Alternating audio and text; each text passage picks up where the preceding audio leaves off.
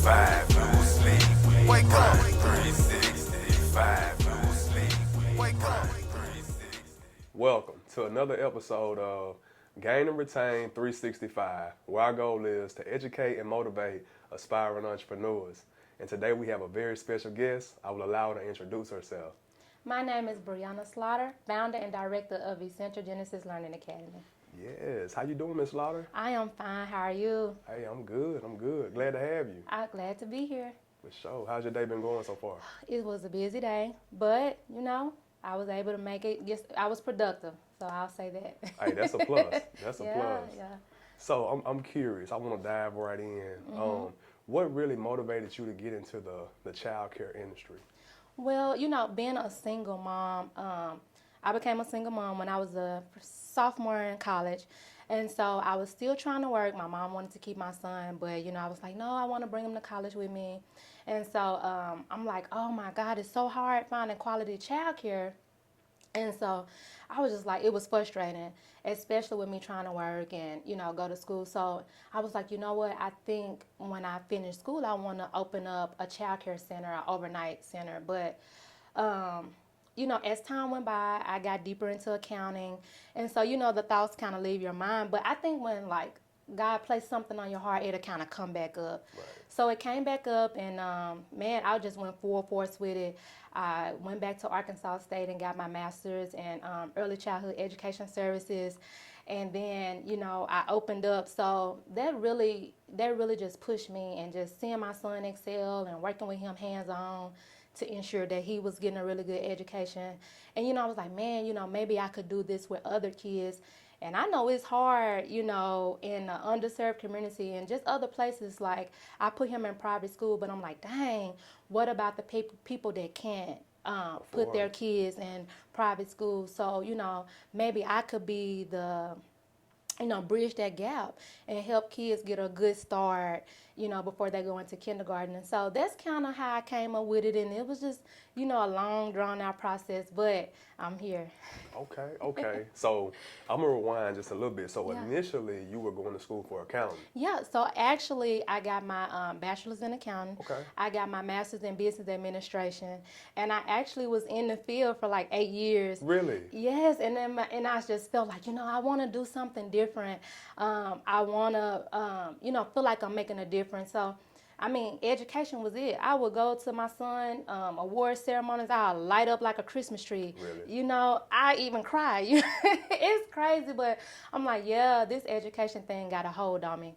And with that being said, I was just like, yeah, I'm gonna have to pursue it, and I did. You know what that sounds like to me? That sounds like real passion and purpose. For real. Yeah. I think it is, because, sometimes I tell myself, I said, man, I'm crazy. What was I thinking? Like, jumping out and doing something completely different.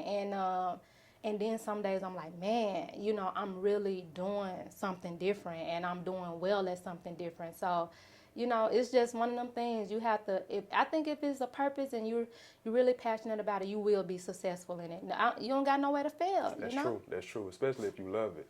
Mm-hmm. And I also like how you said that you want to bridge that gap for individuals who really can't afford the child care, because it's very expensive, and I don't know if everybody realizes it, especially if you don't have kids. Yeah, but it's expensive. It's very expensive. Yes, and and I was thinking about my son. I'm like, man, and I seen how in underserved communities you don't really get a really good education.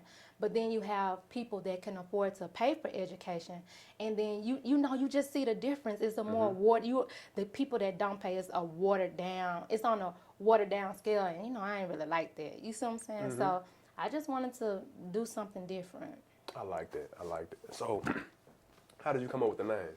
So I was thinking. I said, okay, if I'm gonna be doing childcare, early childcare, how can I make this unique?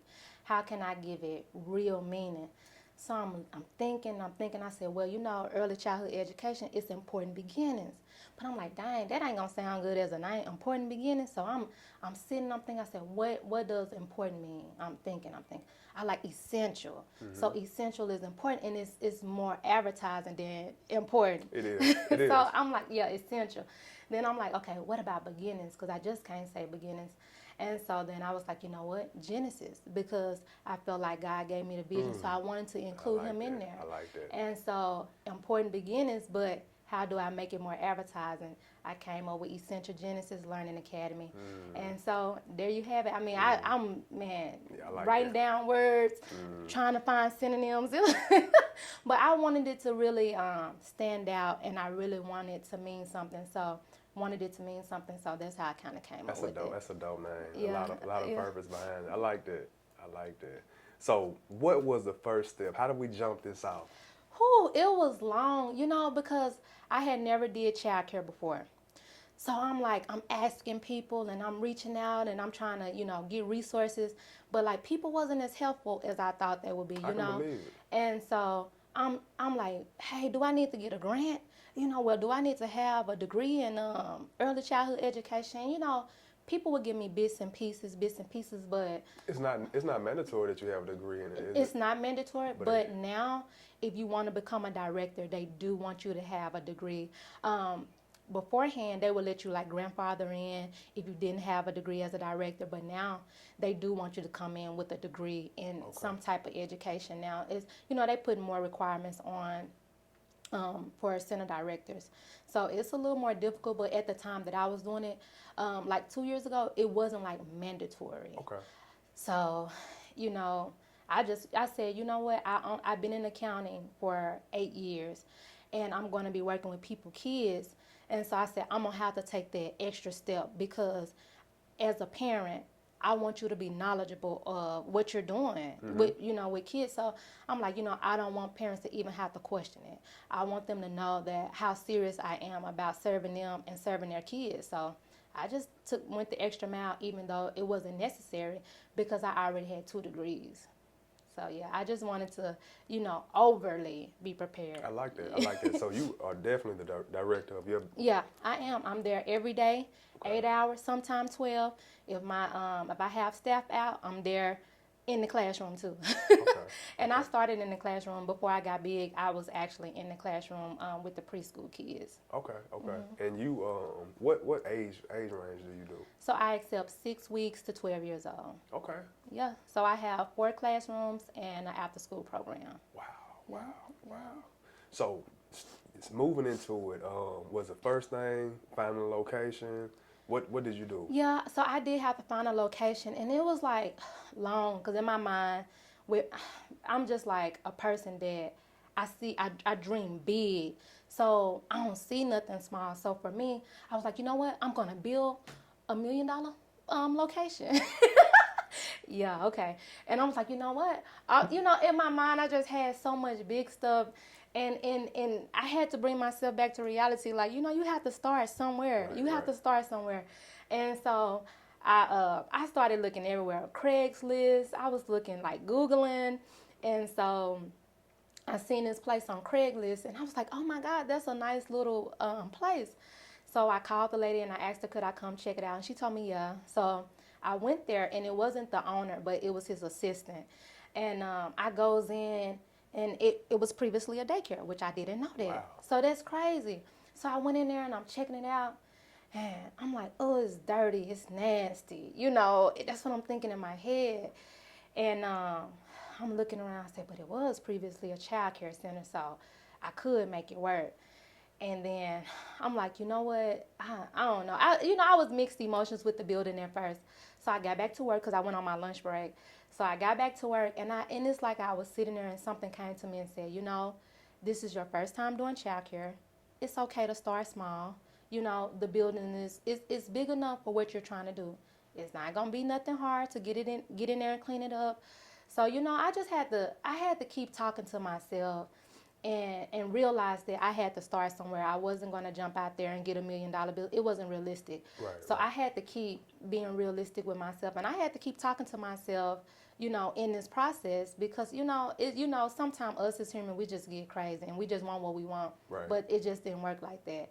And so I actually went with that building. It was affordable for me starting out, and it was, it pretty much had everything I needed. It wasn't going to need a whole lot of work starting out.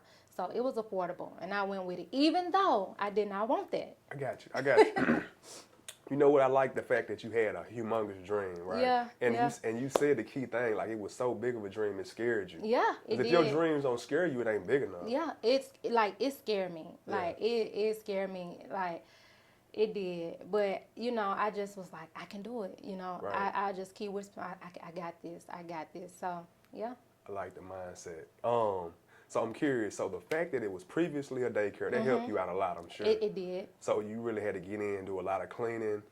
What all steps did you have to take to get everything up to code with the Department of Health and whatever other requirements that come along with it?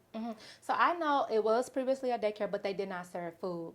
I did know that I wanted to serve food, so I did have to get some renovations done to the kitchen. I had to add a 3-compartment sink, and then I had to add a hand washing sink. So I know I had to do that.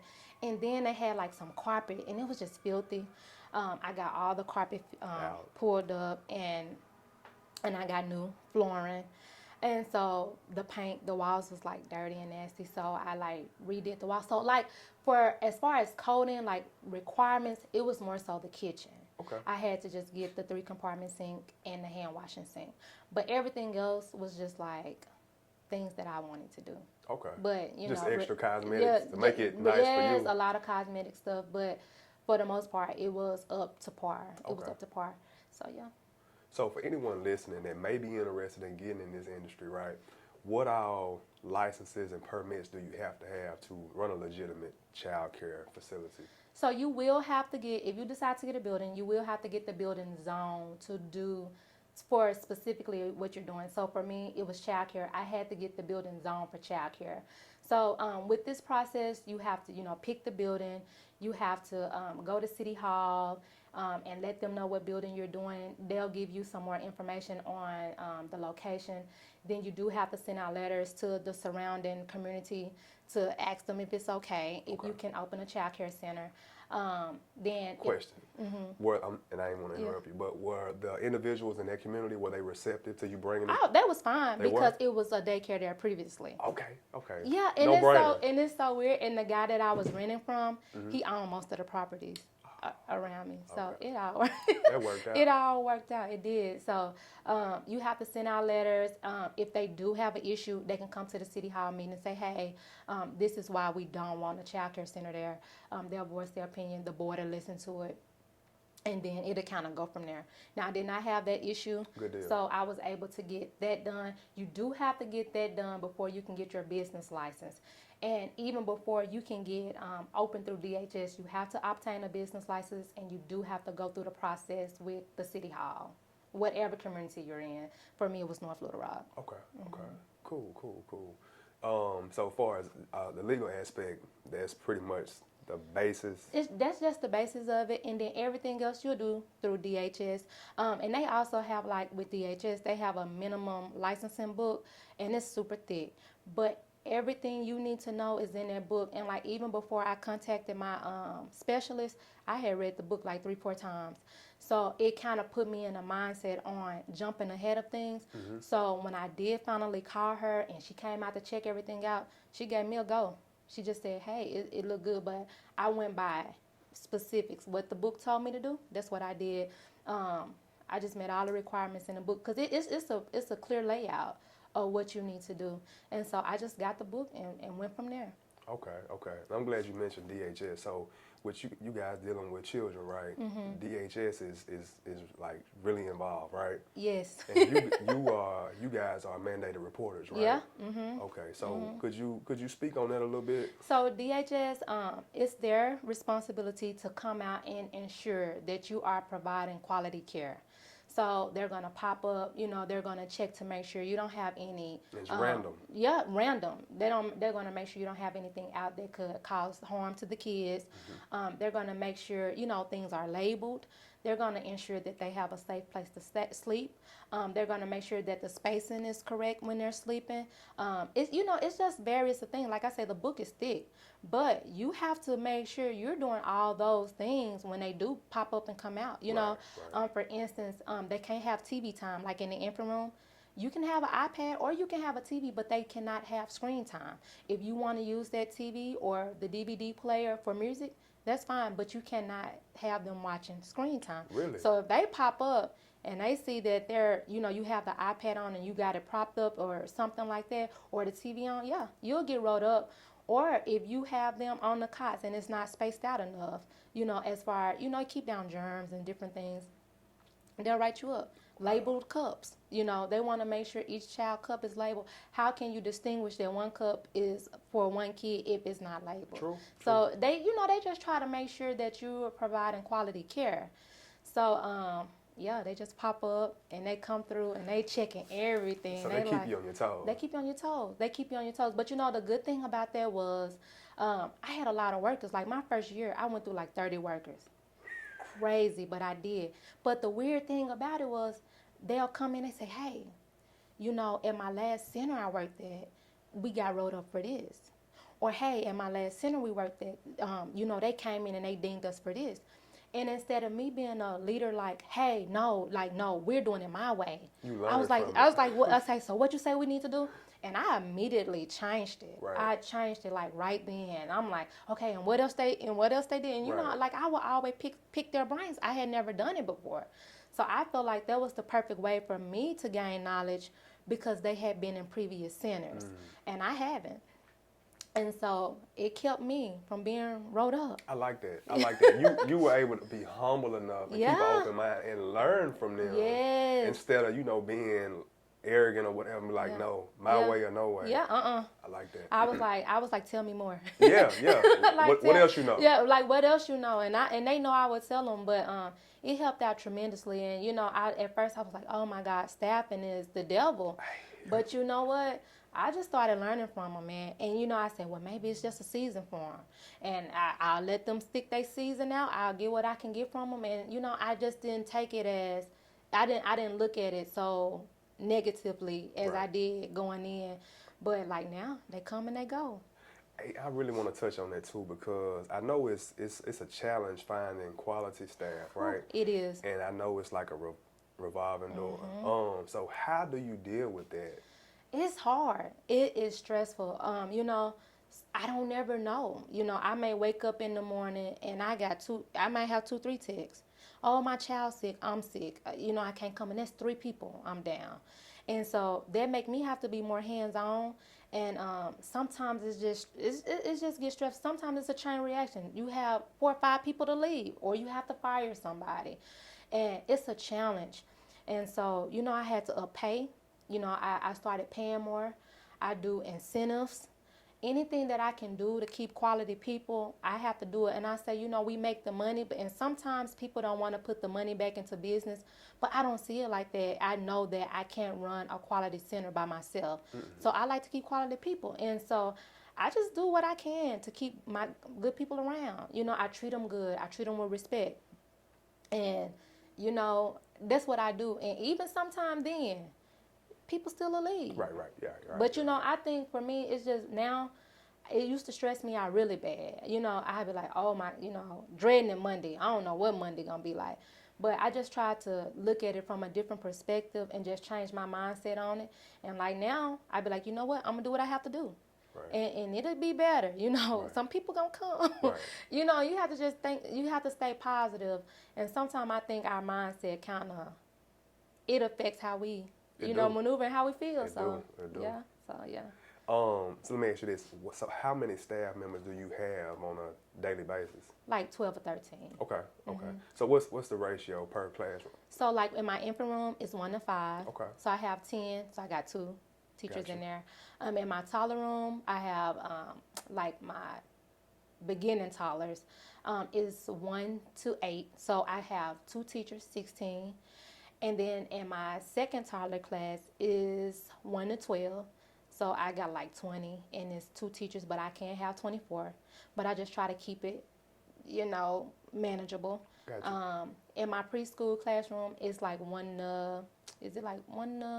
could be like 1 to 15, 1 to 12. It's in between, just depending on the age group. And so we have like 20, 21, 22 in preschool. After school, you can have like 1 to 18. Okay. Yeah, so it's Gotcha. Like, it just varies from the age group and how you put them in the classroom. Smaller the kid, the more attention they require. Okay. Right. And the older they get, the more you can get to one. I got you. So you got everything started, right? Business was ready to roll, open the doors. What did you do to get kids? What did you do to get them coming? So I was like sponsoring stuff on Facebook. I was sponsoring ads. I did a commercial. I did a lot of stuff. And even when I opened up the doors, June 1st, 2020, I had one kid. One kid. And I was like, oh my God, I'm not ever going to get more kids, you know? And I would be sad, but I was just happy to have one kid. Right. And it was months. Months went by. And that's what I tell people. You have to endure that part of it. Right. You know, what if it's not booming, coming out the door? Like, are you passionate enough about it to stick with it? You know, when the money is not really there. And I still was working. I couldn't quit my job at that point because not with one kid. Not with one kid. I'm like, shoot, the rent still have to be paid. Utilities ain't free. So I was working. I had one staff member then, and I would call my mom. She would come and help me out, and keep the one kid for free. Then I had to hire a girl, and so I was still working. And the days that they couldn't come in, I'd be on the floor working, and Right. Yeah. Whatever it takes to keep this show on the road. That's it. Yeah. And it was just way more manageable with one kid. I'm sure it was. And so that's it. And the crazy thing is, it's like I blinked. And like they was just falling in there. And like sometimes I still try to pace myself back. I was like, okay, I know it was Kinsley. Dang, how did we get to 76? And it still just be a blur sometimes because sometimes stuff get to moving real fast. And since I've been open, I have expanded twice. Because as I told you before, the building that I opened, I only could hold 30 kids. So I filled up pretty quickly. After a couple of months, it's just like the building was filled. And then it was like, dang, I got to get more space. And the guy who was renting out the building to me, he called me about his building next door. And he said, hey, I had a few deals to fall through, and I was just wondering if you and your husband would like to get this building also. Like, you're doing amazing back there. You have grown tremendously. Like, would you like to get this building? And I'll do whatever it takes to get it up to par. And I was like, really? And so that's how that went. So I didn't even necessarily call him to expand. I was working with what I had. He called me. And I just went with it. That's a blessing. No, it's a blessing. Like, I cried because to rewind back, when I'm looking at buildings, I wanted that one first. I really just couldn't afford it, though. And then he had some people occupying it, but they was in the process of moving out, but we didn't know how long. Right. So I went with the small building, and I was like, man, I really wanted the bigger building. But, it's crazy how stuff work out, right? Yeah, everything in his time. Yeah. That's dope. So I see how they eventually came. Yeah. What have you been doing to retain them, to keep them coming back? You know what? In this field, it's new to me. But the only advantage I look at it as, I'm a parent. Man, I'm a ticky parent. So with me being ticky, I'm like, I know what I would want as a parent. I know what I would want to see as a parent. And that's what I give them. Like, I feed them what I would feed my son. I buy toys that I would buy for my son. So, like, they have the best of everything only because, like, when I look at them, I'm looking at 76 of my babies. And so they gonna have the best of everything because I only want the best for my son. And so they're like, oh my God, y'all got them so spoiled. Oh my God, y'all do this, y'all just do too much. I'm like, no, we don't. Like, this is what I do for my babies.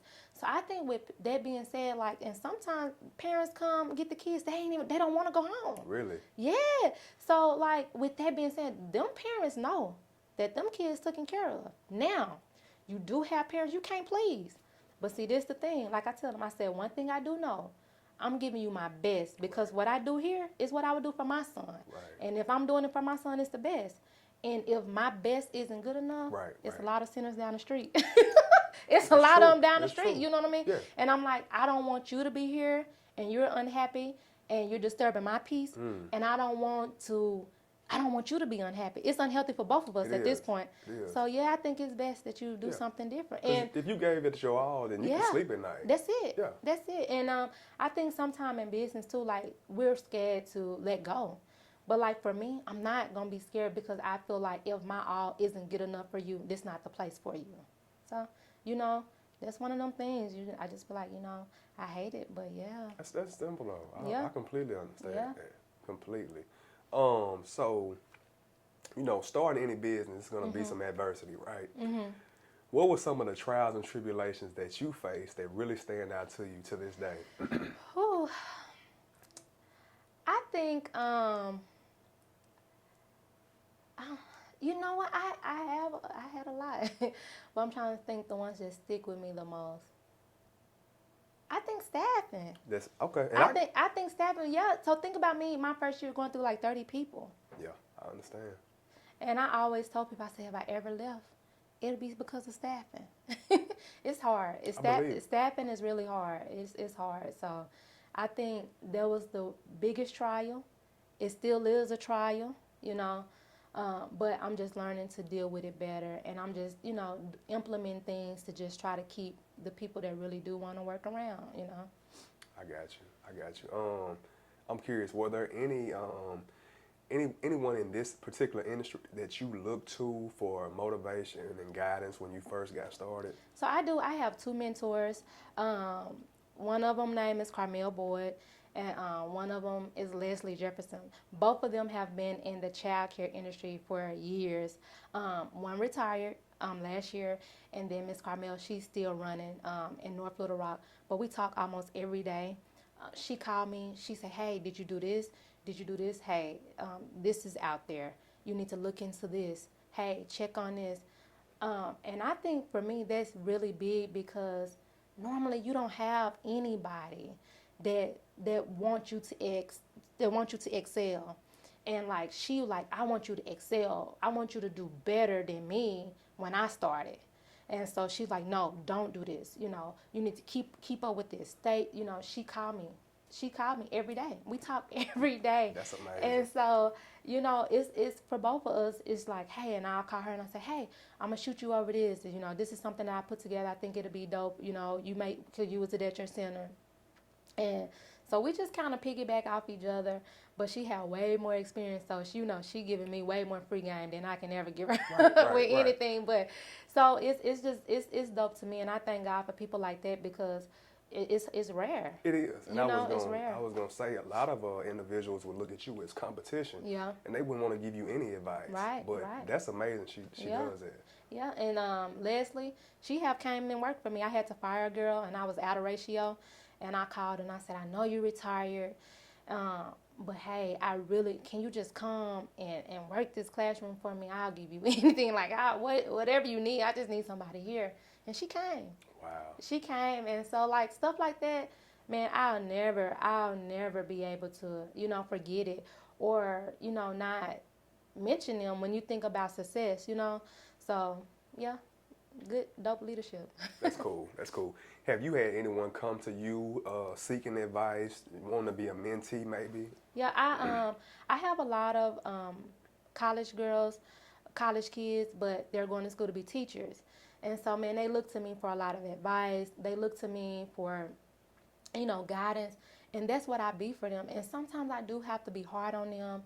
But I tell them, I'm like, I want you to do good. Like, you cannot, in this industry, in no field, you cannot fold under pressure, and you have to develop tough skin. And if you decide to be a leader, you cannot be a weak leader. You see what I'm saying? You will not succeed. You know, if anything ruffle your feathers and everything causes you to fall, you will not succeed in this business and no business.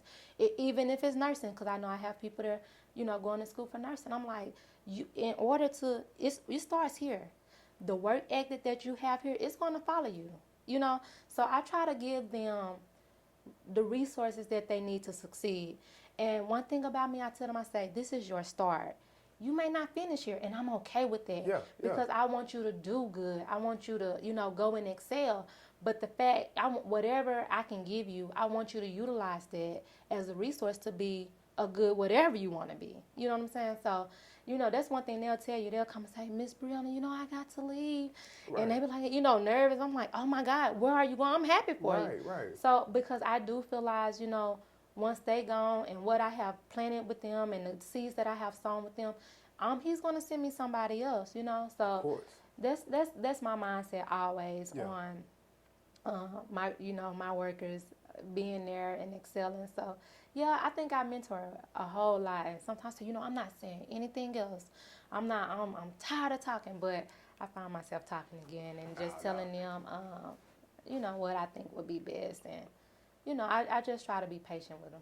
It's something. It's just in you. But all true leaders should aspire to turn their followers into leaders. Yeah, that's You true. know, I mean, they can't follow you forever. You want to transition them into the Yeah. next step. For real. Yeah. So when they come to you and they tell you they're getting ready to leave, it's like, I know you're going to do bigger and better things. Yeah. I'm excited for you. Yeah. Yeah. I know one of my girls, she just graduated, and I got a friend, he's a principal. And I'm like, hey, I called him up. I said, hey, I got someone that just finished school. I think she'll be good down there with you.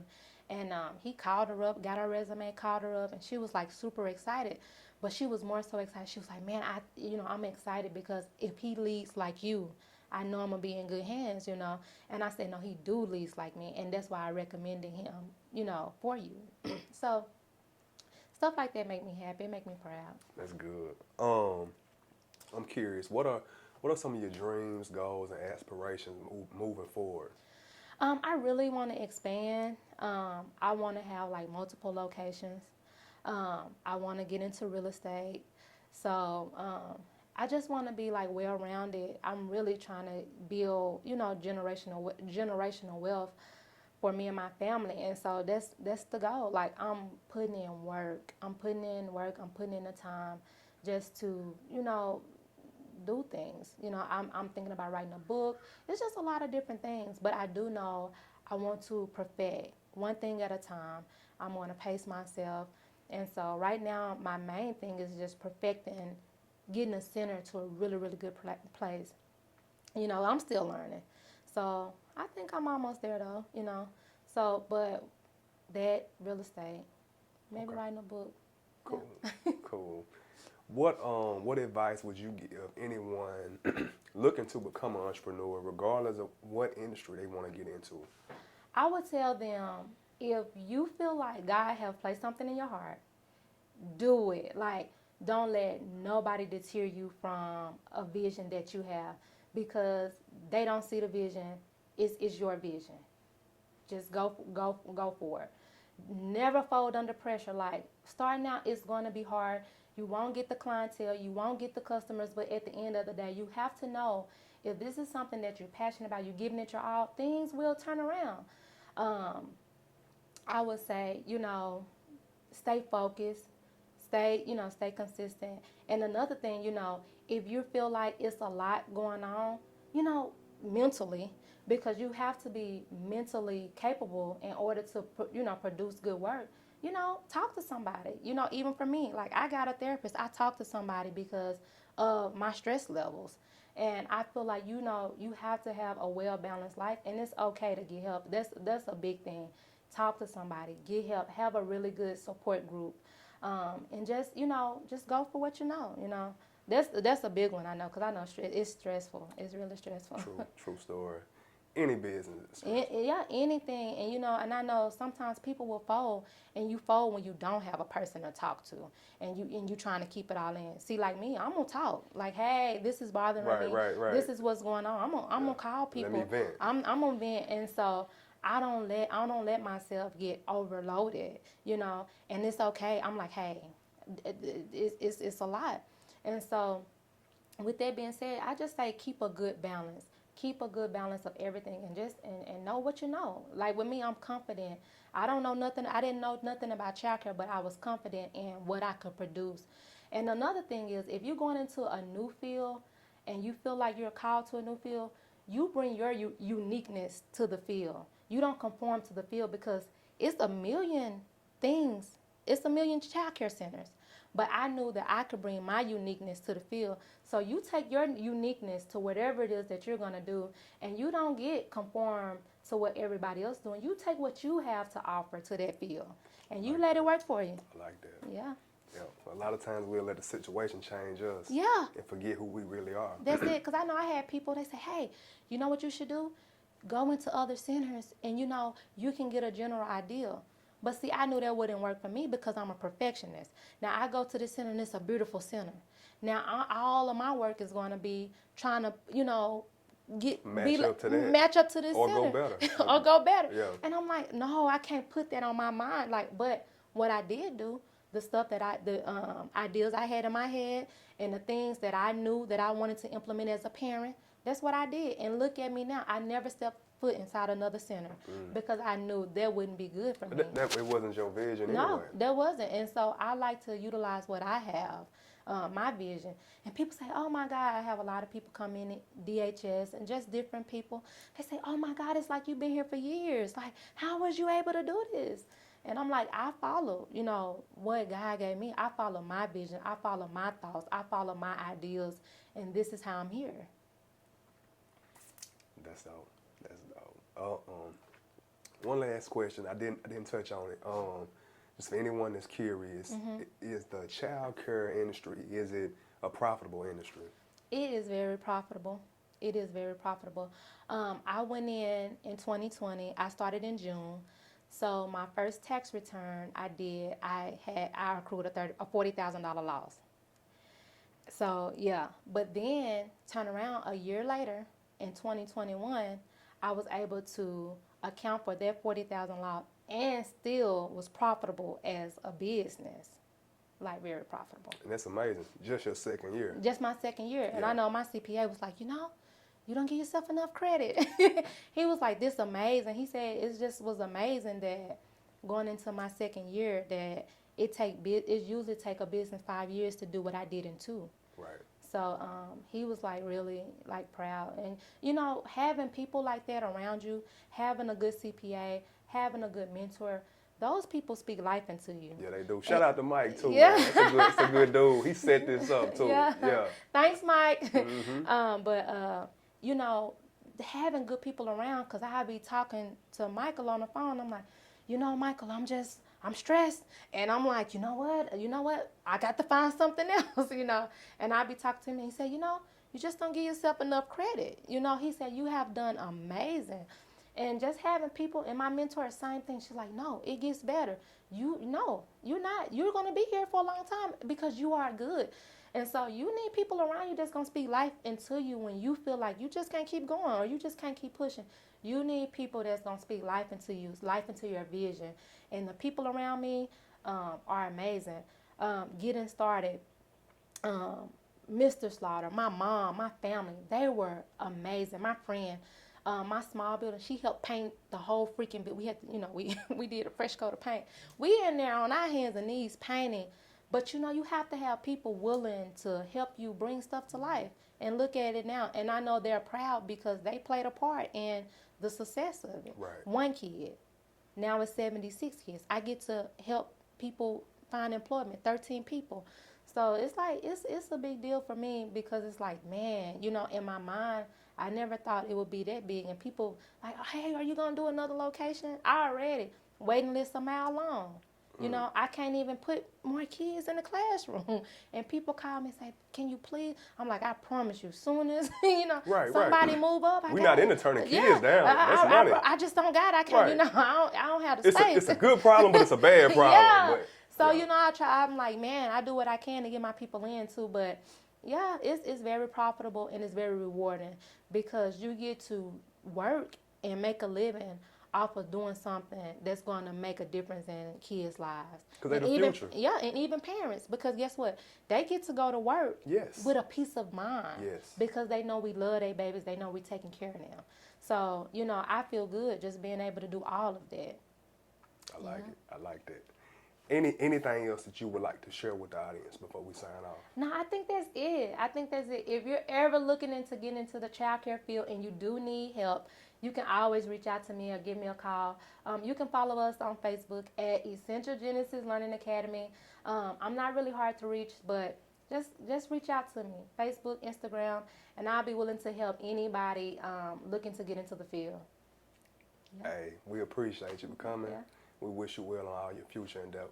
Yes, thank you. I'm hoping. It's going to happen. It's going to happen. We're going to speak it into existence. That's it. And I wish you well also. This is amazing. This is like my first podcast, so I think it's so dope. And you did a great job. Thank you. 365, no sleep.